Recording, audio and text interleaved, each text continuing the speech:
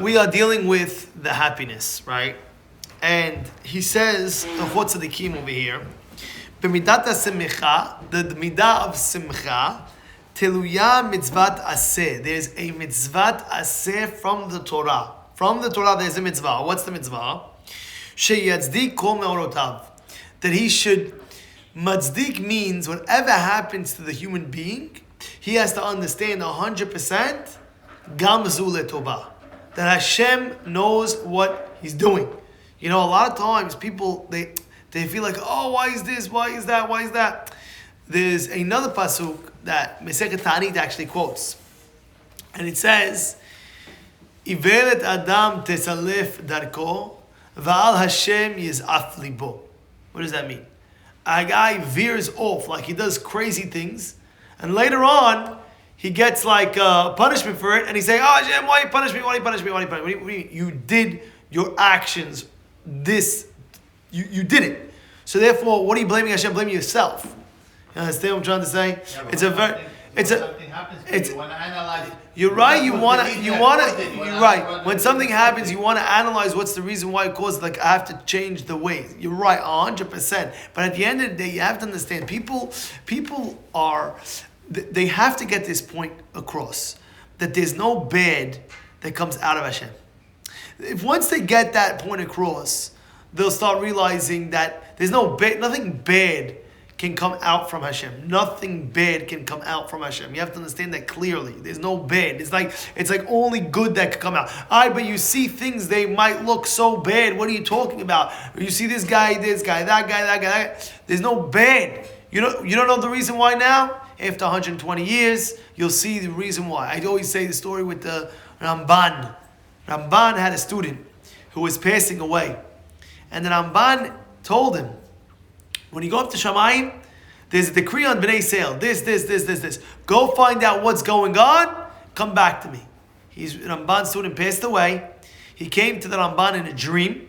And the Ramban said, he said in a dream, he told him that I went to Shamayim with all the questions that you asked me to ask. I couldn't ask the questions because I saw there was no question. This is a story the Kavah Yashar quotes this story in his Sefer. That's what happened. There's no question. We don't understand. And therefore, anything that happens to a human being, you have to matzdik what's going on. That's the best thing that could happen. Sometimes you don't know, but this is very hard for me to understand. Okay, let it be hard for you to understand, but you have to know deep down that's the best thing that can happen. You understand? Of course, try to fix it, try to do whatever you can do. But if it happened already, you have to deep down understand this is the best thing that could ever happen. Why? Maybe this, that. But at the end of the day, no matter what, even if the guy is going through pain a little bit, it's kaparat avonot. Hashem's going to wipe him down clean. It's kaparat avonot. He's wiping him down. Whatever it may be. Right? Now he writes, we know this from a pasuk. What's the pasuk? It's in Sefer Devarim. V'yadata im levavecha, know with your heart, which is also your mind. Ki ka'asher yeyaser ish et beno, just like a father or mother directs the kid. Hashem elokecha meyesereka. Hashem is doing the same as a father to a child. I'll give you an example. You have a kid that's eating too much candy. Way too much candy. He's having all these little gummy candies that stick in the teeth. And all that's doing is every time you go to the dentist, 6 months later, there's another cavity. And then, before you know it, the doctor tells you, the dentist says, listen, I'm telling you right now, you get one more cavity, your child's going to have to go through a root canal, another root canal, each tooth. So one more candy, he's going to have that root canal. And you know what, a root canal, they go in and that. It's not going to be comfortable for your kid. It's going to be very hard. Maybe it'll affect him down the road that he won't be able to chew it. I'm just bringing an example. So now they come home from the dentist, and 2 days later, the kid wants a candy. And the mother's like, no. No, you don't understand. You get a root canal. And the kid doesn't know root canal. To all he knows is like, give me my candy. And he starts making a fit in the house. Mommy, you don't like me. You don't like me. Look, you don't give me any candy. All my friends in school, they get. I don't get no snack. All you give me is celery and carrots and cucumber for my snack. And just kids going crazy. And all my friends, they come in and I'm the only one and I feel so bad. But the child doesn't understand that the mother is really saving the kid's teeth from decay, from pain later on of a root canal, from inconvenience for the long run.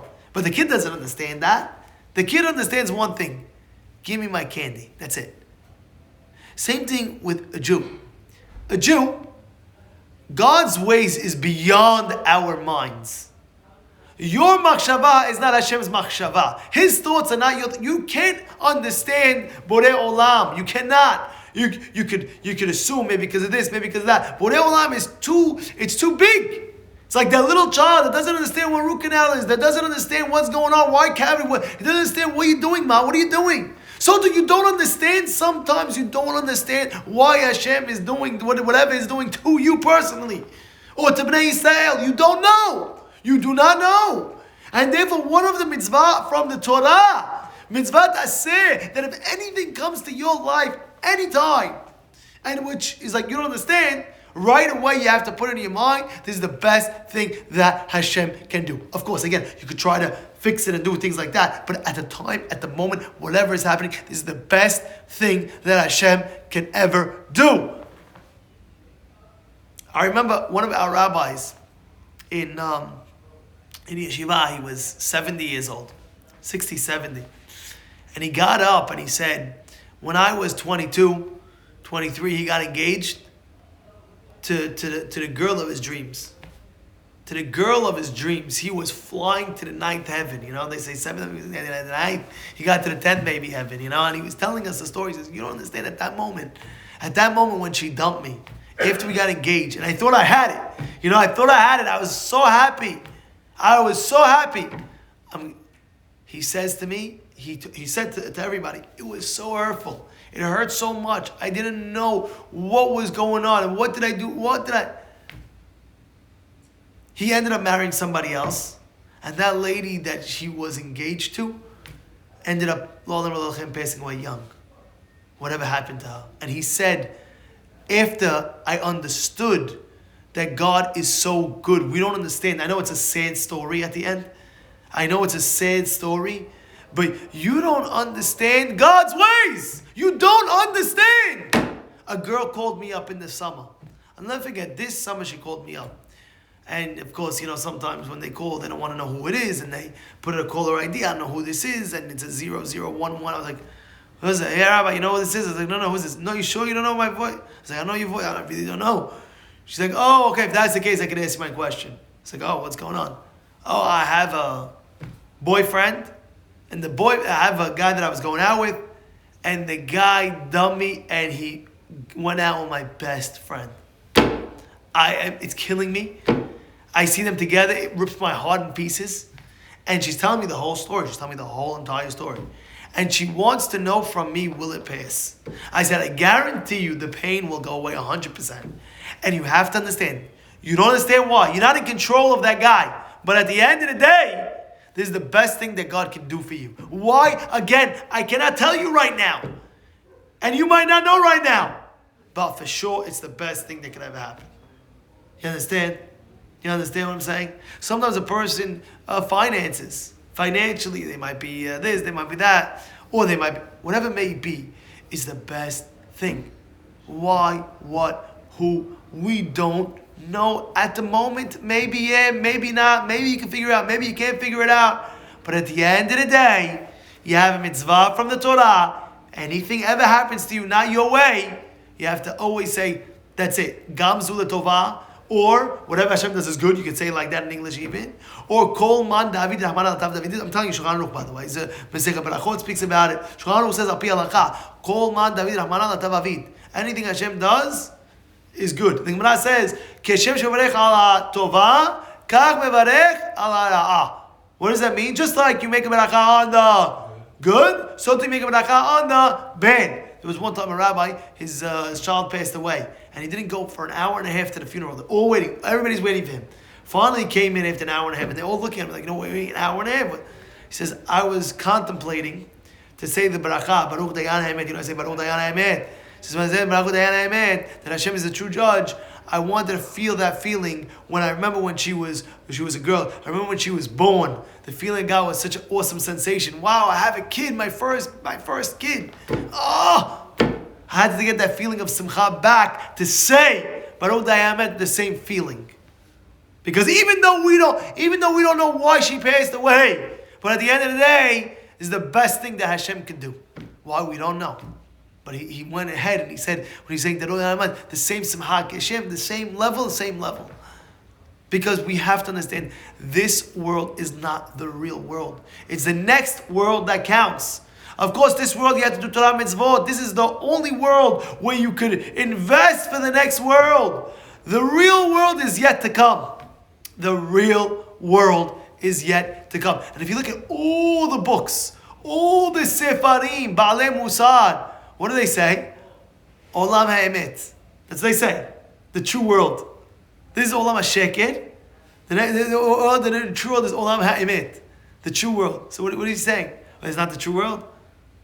The real world, like the Pirkei Avot teaches us, this world is a whole way to get to the next world. Focus. A lot of people, they don't focus on the real world. They're focusing only on this world. That's a problem. It's a problem. Because the Yetzer Hara does not want you to focus on the real world. He wants you to get busy in this world. And his whole life he's thinking about this world until he hits 95 and he's like, oh my goodness, what did I just do? And you know the best example I give to this? The best example I give to this is friends. That's the best example. Let me explain.